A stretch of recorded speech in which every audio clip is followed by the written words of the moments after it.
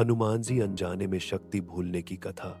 त्रेता युग में भगवान श्री राम जब वनवास में थे, तब रावण माता सीता का हरण करके लंका ले गया। सीता की खोज में श्री राम और लक्ष्मण किष्किंधा पहुंचे, जहां उनकी भेंट सुग्रीव और उनके सेनापति हनुमान जी से हुई। हनुमान जी तभी से श्री राम की सेवा में समर्पित हो गए। हनुमान जी बचपन से ही अपार शक्तियों के धनी थे। वे उड़ सकते थे, अपनी आकृति बदल सकते थे और असाधारण पराक्रम दिखा सकते थे। किंतु बचपन में जब उन्होंने सूर्य को फल समझकर निगलने की कोशिश की, तब देवताओं ने उन्हें श्राप दिया कि वे अपनी शक्तियों को स्वयं स्मरण नहीं रख पाएंगे।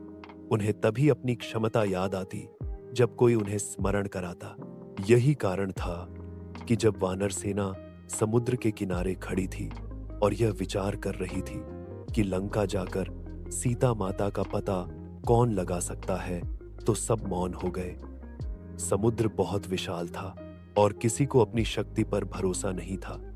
उस समय जांबवंत ने हनुमान जी को उनकी वास्तविक शक्ति का स्मरण कराया। उन्होंने कहा, हे पवन पुत्र, तुम्हारे अंदर अद्भुत बल और बुद्धि है। केवल तुम ही हो जो यह कार्य कर सकते हो। जांबवंत के ये शब्द सुनकर हनुमान जी की भूली हुई शक्तियां जागृत हो गईं।